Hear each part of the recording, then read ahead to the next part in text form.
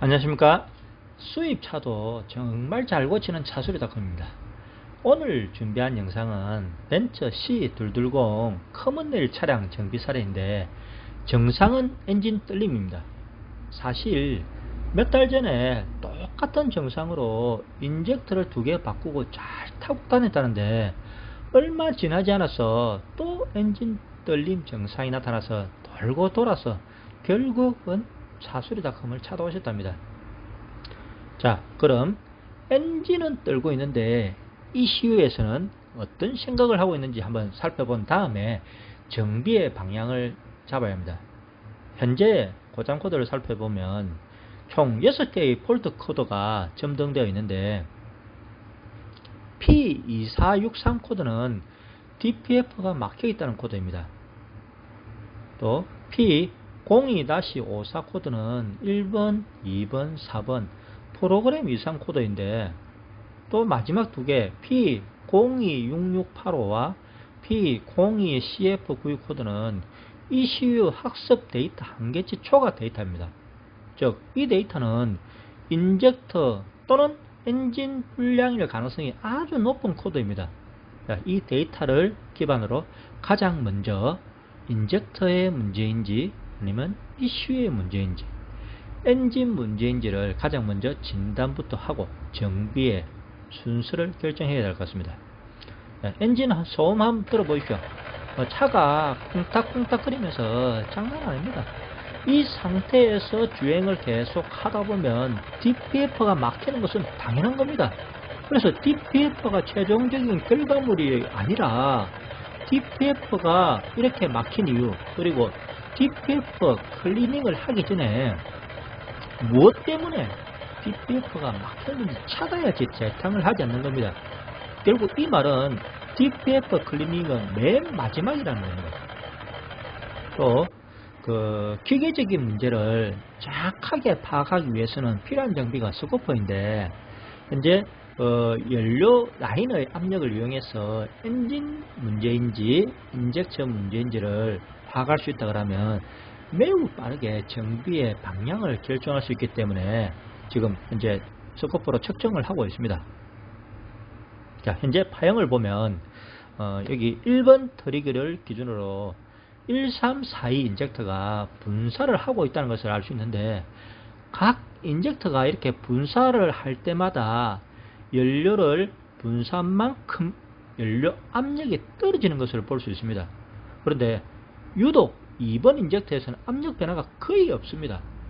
그렇지만 2번 인젝터 분사 시점에 이렇게 파형이 나타나는 이 전압 변화가 일어난 것으로 봐서 전원 라인에는 이상이 없다는 것과, 그리고 현재 엔진 떨림의 원인이 엔진이 아니라 인젝터라는 것을 밝혀냈습니다. 의외로 승부가 너무 쉽게 결정이 났지만은, 여기에서 한 가지 이상한 것은 2번 인젝터의 단독적인 문제로 인해서 프로그램 문제가 나타날 수는 없다는 겁니다. 자, 이 부분은 나중에 다시 한 번 더 살펴보기로 하고, 가장 먼저 인젝터부터 보기로 합니다. 현재 탈착한 인젝터 상태가 그리 좋지는 않습니다. 물론 그래서 차가 떨겠지만은 몇 달 전에 손본 것 치고는 좀 이상합니다. 벤츠에 적용된 인젝터는 대부분 델파이 시스템 인젝터를 사용하고 있는데, 인젝터 점검할 때 필히 커먼 레일 파이프 상태를 확인해야 합니다. 이 파이프에 새카만 이물질이 묻을 때는 커먼 레일하고 파이프 클리닝까지 꼭 해야 합니다. 그렇지 않으면 그 이물질이 어디 가겠습니까? 그리고 연료 필터도 언제 교환하는지 필수 체크죠. 보통 기본적으로 3만에서 4만 킬로마다 무조건 교환해야 됩니다. 그 이물질을 걸러주는 것은 최종적으로 필터이기 때문이죠. 자, 탈착한 인젝터는 올 분해해서 수리하는데 가장 문제가 많이 생기는 부분이 바로 이 가마 밸브입니다. 물론 노즐에도 이것처럼 똑같이 문제가 정말 많습니다. 이 시커먼 부분이 카본 슬러지인데, 이것 때문에 밸브하고 노즐이 고착이 되어서 엔진 떨림이 많이 생기는데, 그래서 5만 킬로마다 한 번씩 클리닝 해주라 뭐 하고 있는데 뭐 아무 이상도 없는데 이렇게 이야기할 수 있습니다. 그런데 이상을 느꼈을 때는 벌써 늦었다는 겁니다. 그때는 수리비도 많이 들어가고 시간도 많이 들어가고 그래서 미리 해주라는 건데, 델파이 인젝터는 5만 킬로마다 한 번씩 주기적으로 인젝터 클리닝 해주는 것이 정신건강에 정말 좋습니다. 자, 인젝터 수리를 하고 난 후에 인젝터 클리닝 장비에 이렇게 연결해서 최종적으로 이제 수리가 잘 되었는지 뭐 분사량 점검을 해야 합니다. 점검을 해야 되는데 만일 연료 분사량의 4개의 계통의 밸런스가 맞지 않는다 그러면 정밀하게 또 0점 조정까지 한 후에 엔진에 장착하게 됩니다. 수리가 잘 되는지 안 될지는 제가 확인할 방법은 사실 없기 때문에 그래서 장비의 도움을 받고 있습니다. 물론 엔진에 장착하기 전에 동아샤 신품으로 교환하는 것은 기본이고, 또 인젝터 열받지 말라고 고열 그리스 도포까지 한 후에 최종적으로 토크렌치를 이용해서 조임 작업까지 다 하고 있습니다. 참고로 이렇게 해서 바로 시동 걸면 끝이 아니라 시동 걸기 전에 인젝터 코딩 작업을 꼭 해야 합니다.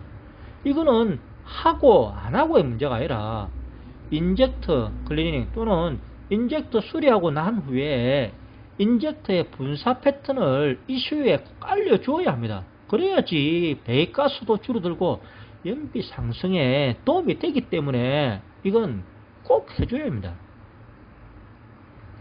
그리고 작업 전에 발생한 P02-54 코드가 1번, 2번, 4번 프로그램 이상 코드가 점등되어 있었는데, 가장 먼저 이제 프로그램 작업을 할 겁니다. 이거는 뭐 인젝터 코딩하면 틀린데, 근데 만일 이 작업을 하고 난 후에도 똑같은 증상 발견됐을 때는 ECU 교환을 해야 되는 상황이 생길 수 있습니다. 참고로 인젝터 코딩보다는 좀 더 적극적으로 ECU의 인젝터의 보정 상태를 프로그램화하는 작업 과정인데, 공회전 상태와 중속 상태 그리고 최고 압력 상태의 인젝터 보정값을 정밀하게 실시간 타겟팅 해주면서 밸런스를 맞춰주는 공정인데, 다행스럽게도 프로그램 작업 후에 모든 데이터가 정상적으로 돌아온 것을 지금 볼 수 있습니다. 그런데 정말 희한한 거는 불과 2-3달 전에 인젝터 2개도 교환했고 그 뒤에 코딩도 분명 했을 텐데 왜 이런 현상이 나타난 건지는 지금까지 의문이지만은, 이 모든 작업을 감각적으로 한 게 아니라 정밀하게 진단부터 하고 나서, 그리고 제가 직접 인젝터 수리도 하고 0점 조정도 하고 그리고 프로그램 작업까지 깔끔하게 만들어 놓은 결과물이기 때문에 믿고 타시면 됩니다. 그렇다고 차가 너무 잘 나간다고 막 밟지 마시고요. 항상 안전운전 하십시오. 자, 오늘은 여기까지 하겠습니다. 네, 감사합니다.